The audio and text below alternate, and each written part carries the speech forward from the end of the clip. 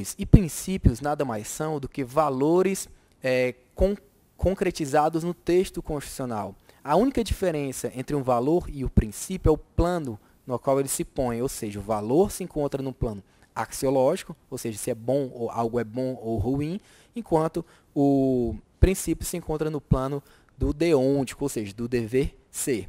Então, a interpretação constitucional do processo ela vai aproximar o processo civil do processo do trabalho.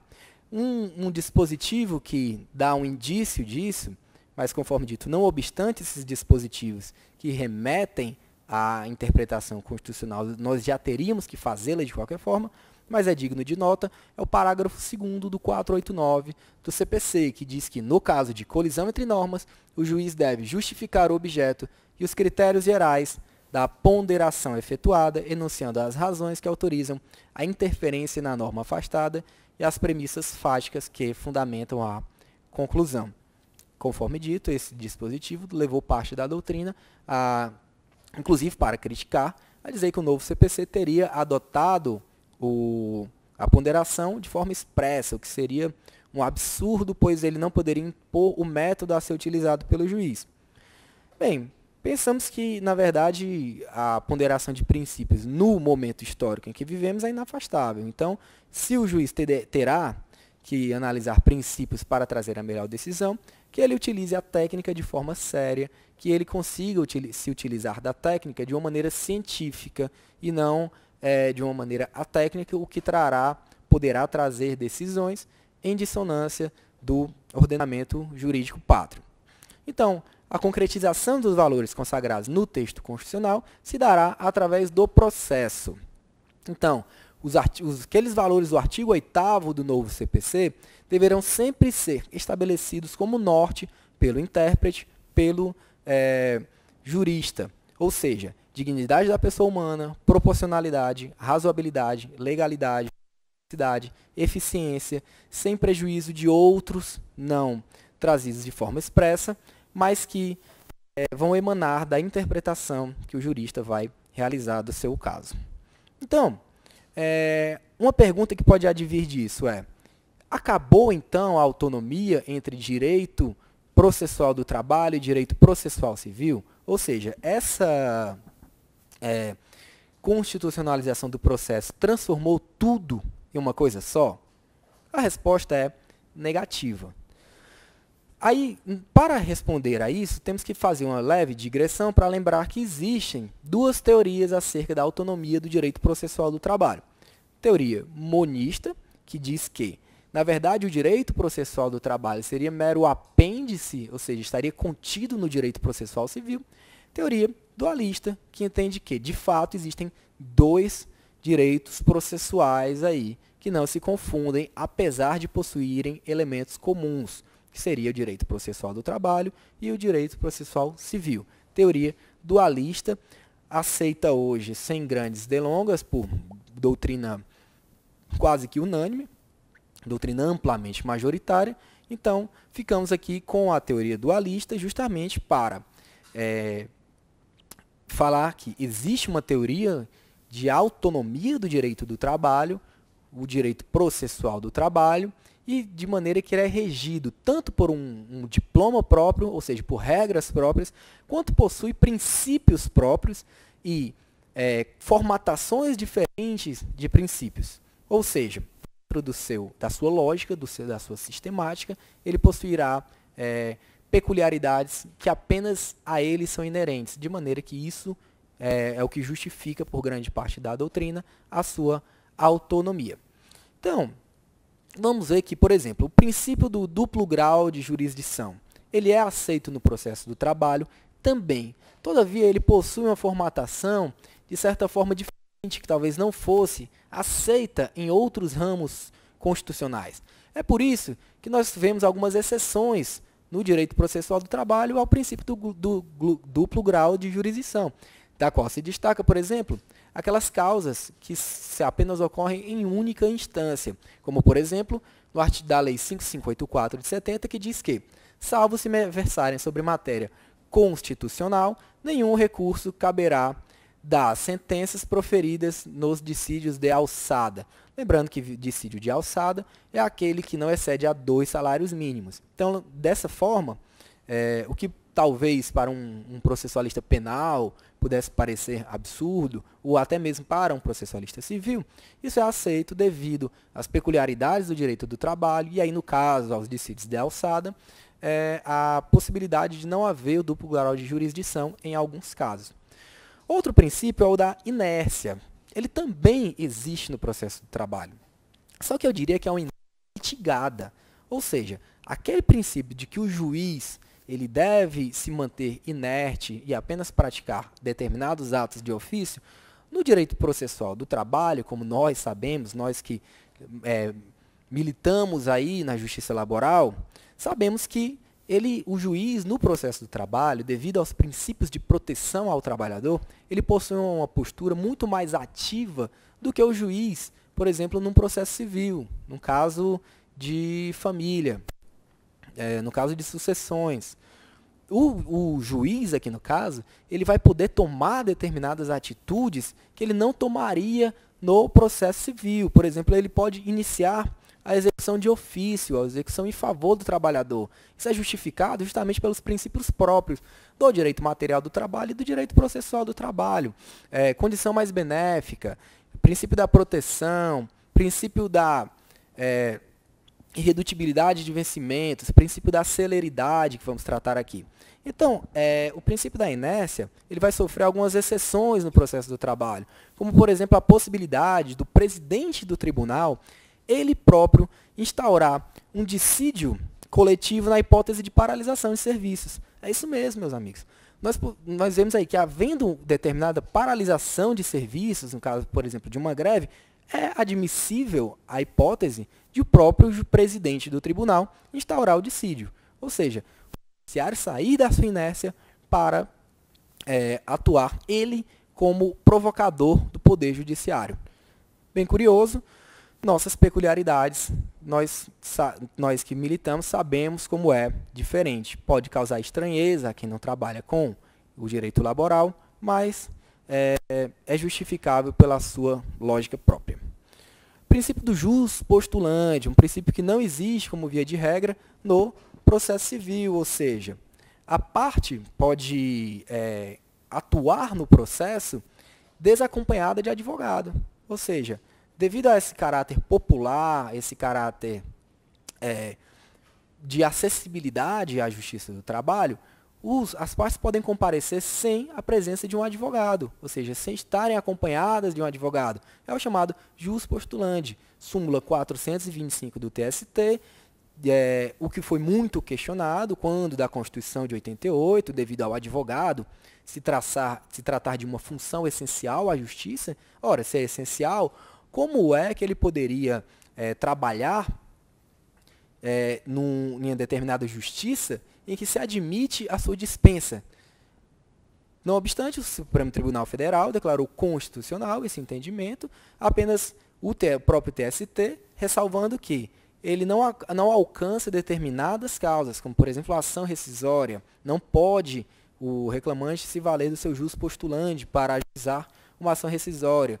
Recurso de revista para o Tribunal Superior do Trabalho. Nesse caso, o reclamante também precisará se fazer do acompanhamento de um advogado. Mas, fora essas exceções trazidas na súmula 425 do TST, não há necessidade do acompanhamento por um profissional, por um advogado. Outro princípio, e esse nós devemos guardar aí na caixinha, porque vamos lembrar dele constantemente nessa aula, é a irrecorribilidade imediata das decisões interlocutórias. O que significa? Nós sabemos que, no decorrer do processo, são proferidas decisões que não extinguem aquela fase processual ou o processo em si, mas que simplesmente resolvem incidentes, por exemplo. É o caso das decisões interlocutórias. Na Justiça do Trabalho, essas decisões elas são irrecorríveis de imediato, ou seja, é proferida essa decisão e, por exemplo, é concedida uma liminar, e esse é o entendimento consagrado no entendimento sumular do TST, ou seja, súmula 414, é concedida uma liminar antes da sentença contra determinado empregador, contra determinada empresa. O que é que essa empresa pode fazer? Essa empresa não tem nenhum recurso a favor dela. Se ela quiser impugnar essa decisão, ela deverá manejar um mandado de segurança. Quando, nesse processo, no bojo do processo, ela simplesmente ajuizará ou atravessará uma petição de protestos, a fim de evitar a preclusão, reiterando o questionamento àquela liminar, quando do seu recurso ordinário na sentença. Mas recurso cabível para aquela hipótese não existe. No caso, ela deverá, caso veja urgência naquela medida, periculum in mora, ajuizar um mandado de segurança, que, como sabemos, tem natureza jurídica de ação autônoma e não de recurso, por isso é aceito pelo TST e não ofende essa irrecorribilidade. Lembrando que há exceções a essa irrecorribilidade imediata das decisões interlocutórias, como, por exemplo, o caso de decisão de Tribunal Regional do Trabalho, que contraria súmula ou orientação jurisprudencial do TST. No caso, uma decisão interlocutória, aí caberia recurso de revista ao TST, mas apenas desses dois casos. Contrariedade à súmula, contrariedade à OJ. Suscetível de impugnação ao mesmo órgão julgador. É o caso, por exemplo, de um agravo regimental. Ele pode, o relator, não conhecer determinado recurso monocraticamente, cabendo aí agravo regimental, ou seja, não é uma decisão definitiva, mas caberia um recurso que é justamente ressalvado no item B da súmula 214 do TST. Sendo bastante importante a questão do seu item C, que trata da declaração de incompetência territorial que remeta o processo a outro TRT, ou seja, a parte ajuizou uma ação em São Paulo, mas acolheu a exceção o juiz acolheu a exceção de incompetência oposta pela parte adversa, determinando a remessa dos seus autos à vara do Rio de Janeiro, ou seja, dois TRTs diferentes, de maneira que cabe, nesse caso, recurso ordinário daquela decisão.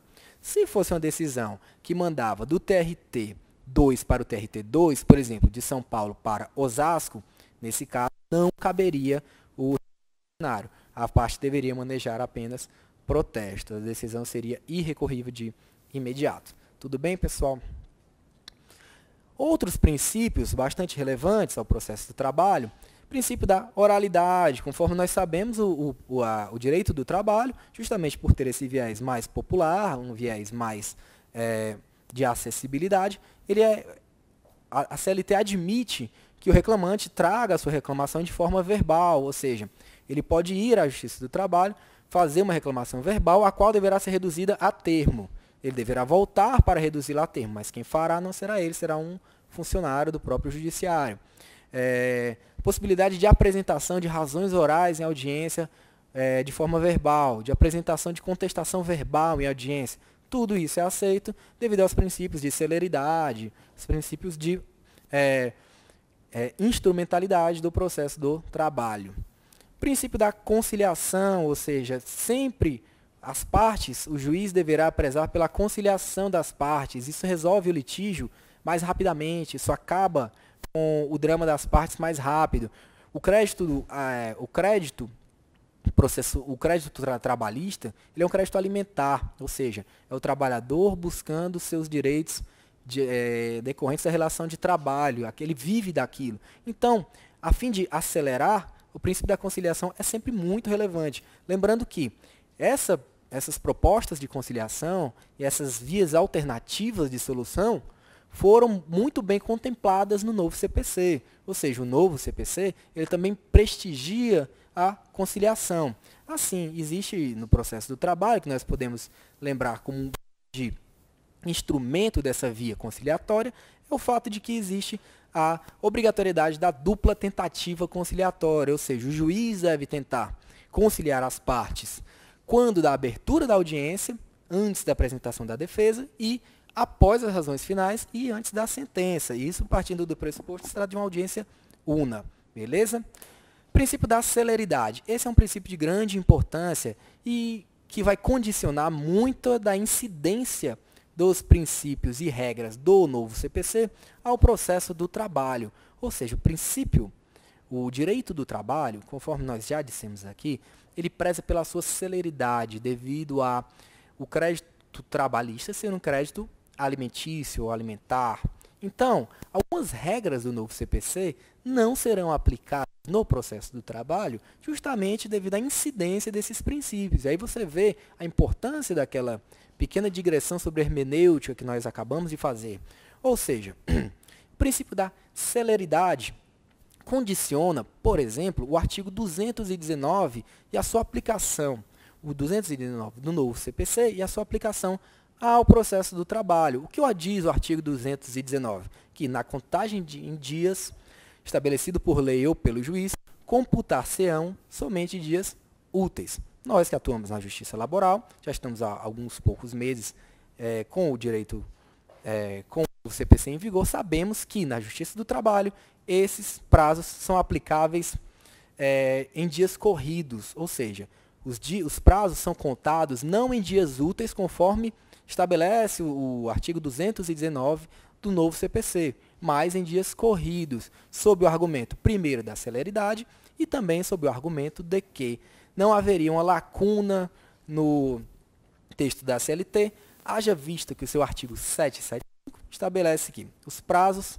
do direito do trabalho são contínuos e irreleváveis. Então, aí temos dois argumentos para não aplicação, mas ressaltamos a importância do princípio da celeridade. Outro exemplo que podemos dar dentro do princípio da celeridade é a questão da norma contida no artigo 219 do novo CPC, aquela regra que já era tratada no CPC de 73, que diz o quê?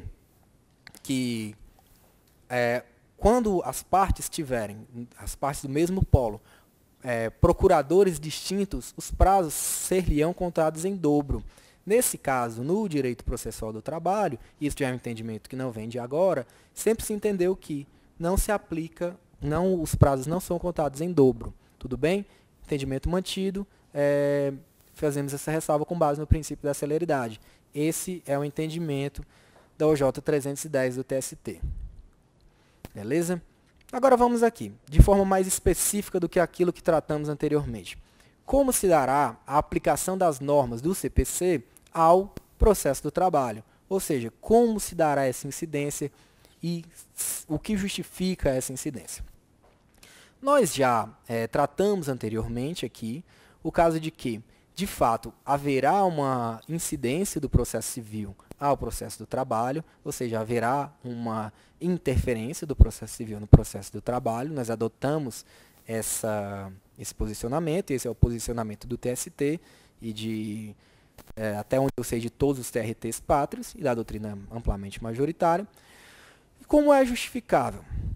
Primeiro, o artigo 15 do novo CPC diz que, na ausência de normas que regulem processos eleitorais, trabalhistas, é o que nos interessa, ou administrativos, as disposições deste Código lhes serão aplicadas supletiva e subsidiariamente. Guarde essas duas expressões. Por sua vez, o artigo 769 da CLT diz que, nos casos omissos, o direito processual comum será fonte subsidiária do direito processual do trabalho, exceto naquilo em que for incompatível com as normas deste título. Então, nós temos aí a compatibilidade como um requisito para a sua aplicação, somado aí com o artigo 15, que trata da questão de haver uma necessidade de supletividade e subsidiariedade. Então, o que isso quer dizer? É bem importante para nós entendermos que, primeiramente, existe uma discussão acerca de quem determina o que se aplica. Segundo parte da doutrina trabalhista, o artigo 769 da CLT é ele quem julga o que vai se aplicar ou não, ou seja, como o processo do trabalho tem autonomia, ele tem uma vida própria, ele é quem diz que regras do CPC se aplicam a ele, e não o CPC nos termos do artigo 15. De maneira que existem pessoas que existem doutrinadores, respeitáveis doutrinadores, que pugnam até pela invalidade do artigo 15. Não somos tão radicais, Mas entendemos aí que, de fato, o que vai determinar, o que vai justificar, o que vai condicionar a aplicação das normas do processo civil ao processo do trabalho é o processo do trabalho. Então não adianta o novo Código de Processo Civil determinar que norma X se aplica ao processo do trabalho, porque essa somente se aplicará caso o sistema laboral a aceite.